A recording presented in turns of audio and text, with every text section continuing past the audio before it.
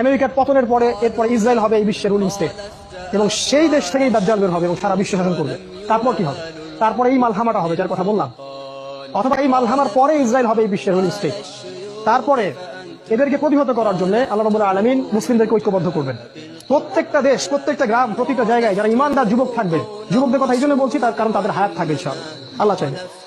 ইমানদার ইমানদীপ্ত যুবকরা ঐক্যবদ্ধ হবে ইনশাআল্লাহ আগামী দিনগুলোতে। কার নেতৃত্ব হবে, কিভাবে হবে আমি জানি না, আমি এতটুকু জানি তারা হবে। কারণ আল্লাহ রাব্বুল আলামিন তার নবীর মাধ্যমে জানিয়েছেন এই বাংলাদেশ বলেন, পাকিস্তান, আফগানিস্তান, এই পুরো জায়গাগুলো, ইন্ডিয়া, এই জায়গাগুলো থেকে যুবকদের অনেক কাফেলা আসবে এবং তারা ইমামুল মাহদির সাথে যুক্ত হবে। ইমামুল মাহদিকে আল্লাহ রাব্বুল আলামিন এই উম্মার ত্রাণকর্তা হিসেবে বের করবে, যার হাতে মুসলিমরা বায়াত করবে এবং তিনি মুসলিমদেরকে সাথে নিয়ে এদের বিরুদ্ধে যুদ্ধ করবে। এবং এই যুদ্ধে প্রথম দিকে মুসলিমরা অনেক পরাজিত অবস্থায় থাকবে, অনেক মুসলিম মারা যাবে। আল্লাহ রাসূল বলেছেন 3/1 মুসলিমই শহীদ হয়ে যাবে। আমরা দোয়া করি ওদের একজন যেন আমরা হতে পারি। 1 ভাগ মুসলিম যুদ্ধের ময়দান থেকে পালাই যাবে। নবীজি বলেছেন এদেরকে আল্লাহ কখনো মাফ করবে না, আমরা ওদের অন্তর্ভুক্ত হতে চাই না।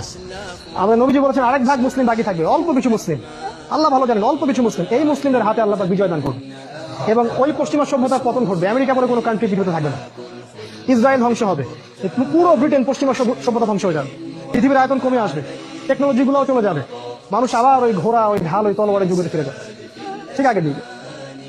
এরা যতই বলো ভিশন 2050 ইত্যাদি ইত্যাদি, এগুলোতে কান দিবেন না। এরা হচ্ছে সব অন্ধ মানুষ, অন্ধ। এদের কাছে কোরআন সুন্নাহর জ্ঞান নাই, আমাদের কাছে চূড়ান্ত জ্ঞান আছে।